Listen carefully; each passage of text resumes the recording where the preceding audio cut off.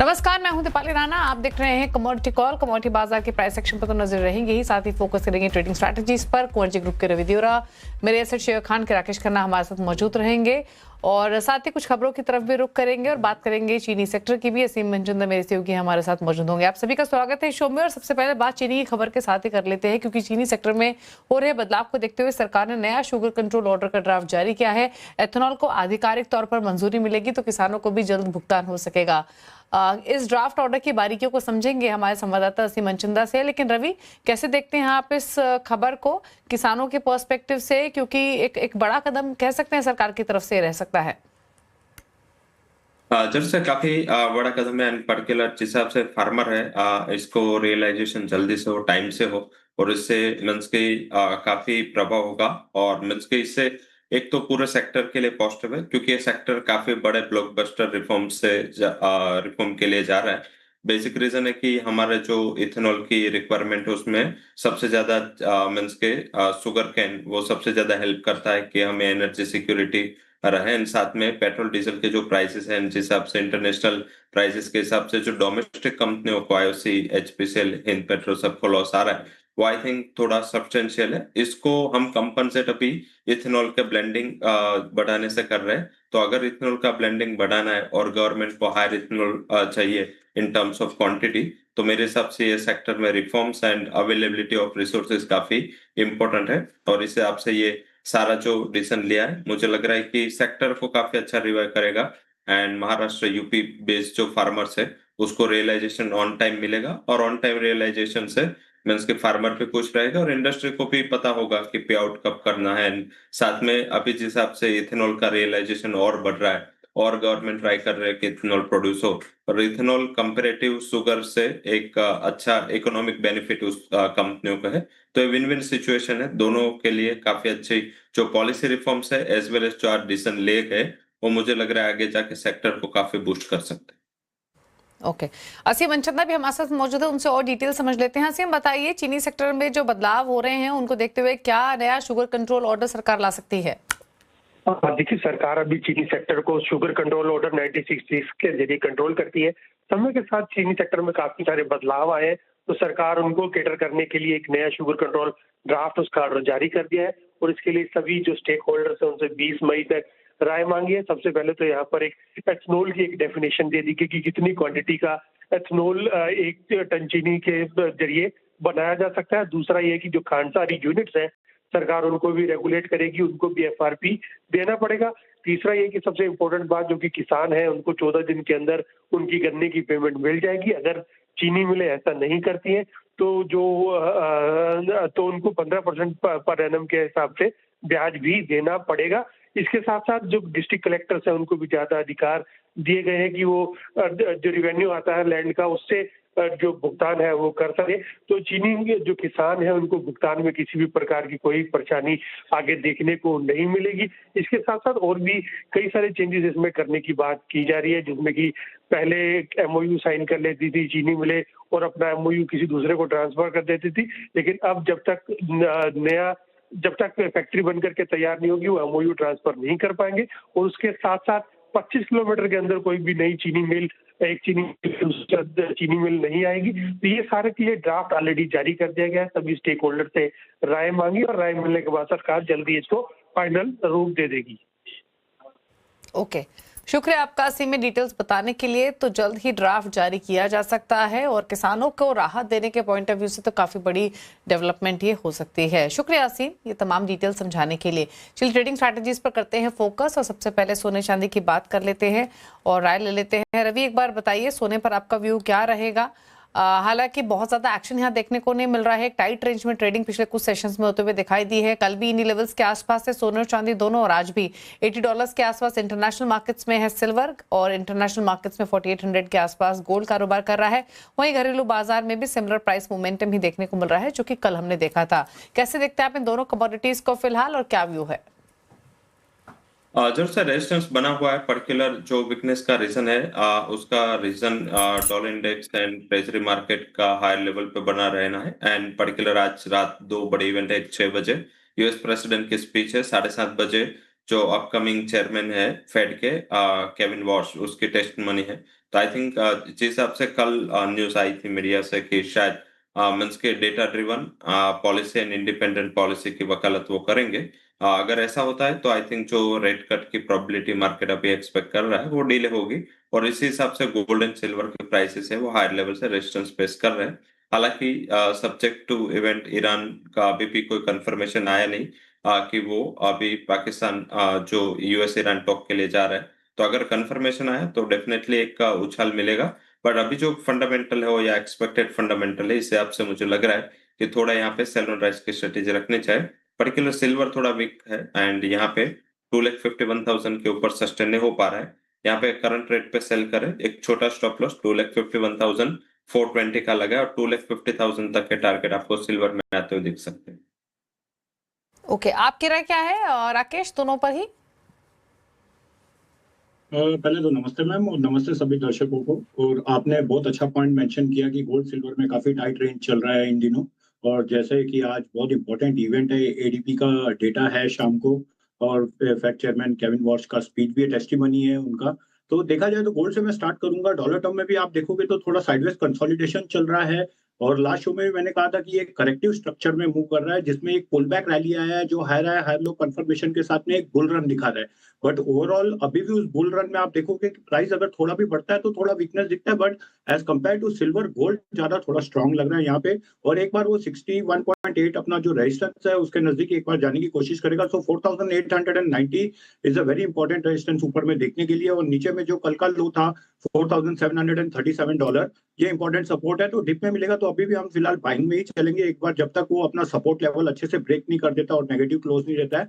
Indian rupee term में मैं देखूं तो थोड़ा बहुत कंसोलिडेशन चल रहा है, but short term moving averages के ऊपर ही मार्केट सस्टेन हो चुका है। नीचे में 1,52,000 और 150 ये बहुत स्ट्रांग सपोर्ट है। अगर वो ब्रेक करता है तो ये कंटिन्यूएशन ऑफ बेरिश ट्रेंड माना जाएगा, नहीं तो ये पुल बैक है, जो पुल बैक एक्सटेंड हो सकता है ऊपर तक 157, और वो ब्रेक करेगा तो 160 तक भी जा सकता है।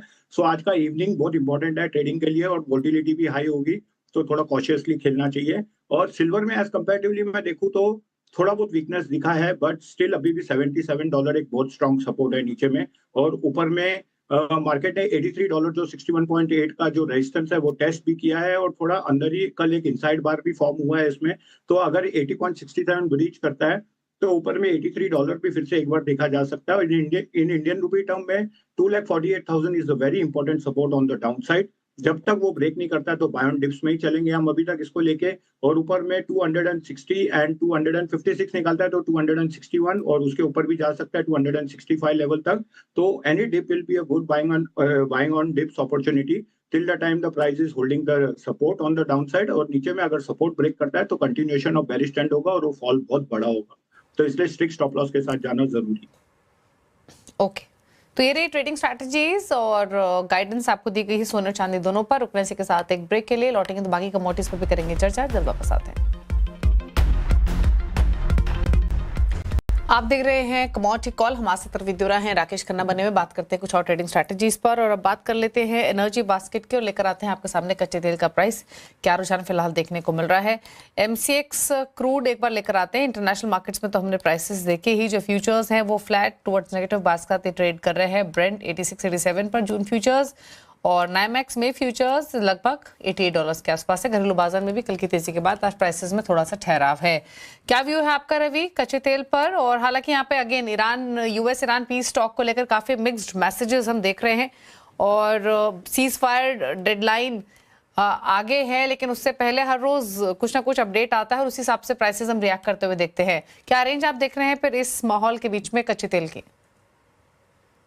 जब से काफी रेंज में यहाँ भी फंसा हुआ है। 8,000 का सपोर्ट नीचे ब्रेक नहीं कर रहा है, अपर साइड 8,210 ये एक टाइट रेंज में फंसा है। ये भी एक इवेंट की वेट कर रहा है। आई थिंक आज जो यूएस प्रेसिडेंट की स्पीच है या उसके अलावा बात करें तो ईरान का कोई कंफर्मेशन आना है, वो प्राइसेस को वोलेटाइल कर सकते हैं। एंड इतनी नेगेटिविटी में भी 8,000 का लेवल अभी भी क्रूड में होल्ड है, तो ये लेवल ध्यान रखे। एंड जब तक ये लेवल ब्रेक नहीं होता शॉर्ट से बचे। एंड एक बार ईरान का कंफर्मेशन या न्यूज आ जाए, बाद में कोई ट्रेड लिए एडवाइजेबल है। विद इन मीन्स के 2 से 3 आवर काफी क्रूशियल हो गए उसके in terms of geopolitical tension. And अभी एक ही दिन बचा है ईरान के पास, अदरवाइज सीज फायर एंड होगा। पर लग रहा है कि शायद मींस के जो डिप्लोमेसी वो काफी अपने हाई पे है और ट्राई कर रहे हैं कि इसमें कुछ ईरान है वो एटलीस्ट बातचीत के लिए आए, तो ये न्यूज भी काफी वोलेटाइल कर सकता है। और अपर साइड 80 to 100 का एक अच्छा ब्रेकआउट है, अगर ये ब्रेकआउट के ऊपर सस्टेन होता है तो मेरे हिसाब से यहाँ पे बाय का ट्रेड ले सकते हैं। Otherwise award would be a better strategy. जो लोग ऑलरेडी बाय करके अभी खड़े, वो लोग 8,000 का एक स्टॉप लॉस है वो ध्यान में रख के पोजीशन को कैरी कर सकते। ओके, बात अब बेस मेटल्स की कर लेते हैं, जहां पर आज थोड़ी बहुत बाइंग सेलेक्ट बेस मेटल्स में देखने को मिल रही है। जिंक एक है जो कि एक्शन में है, copper flat towards positive side पर है, सिमिलर प्राइस मोमेंटम एल्यूमिनियम और निकल में देख रहे हैं। कॉपर पर प्रिसाइसली क्या व्यू रहेगा आपका राकेश?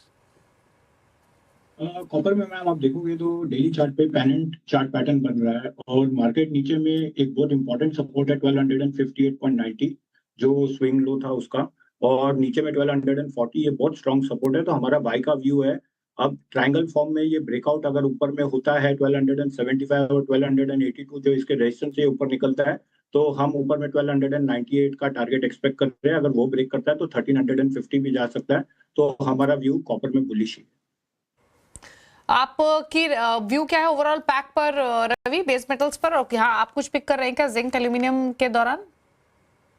जैसे कल मॉर्निंग शो में हमने यहाँ पे मेटल्स में बाइंग दी थी, पर्टिकुलर जिंक एल्यूमिनियम में। आई थिंक यहाँ पे थोड़ा आउट परफॉर्मेंस है, थोड़ा सप्लाई का इश्यू। हालांकि दोनों टारगेट ओवर अचीव हो चुके हैं, बट अभी भी मुझे लग रहा है कि यहाँ पे थोड़ा सेफ हेवन इस हिसाब से बन रहा है, क्योंकि अगर ये वॉर खत्म होगा तो आई थिंक सप्लाई कंसर्न इससे थोड़ा प्रॉफिट बुकिंग आएगा, बट डिमांड वहां पे अच्छा फैक्टर साबित हो सकता है, क्योंकि वॉर के बाद या कुछ अच्छी पॉजिटिविटी कुछ बनती है या ईरान एग्री होता है, ऐसे कुछ न्यूज में एक इमीडिएट गिरावट आए तो मेरे हिसाब से बाइंग का एक अच्छा मौका होगा।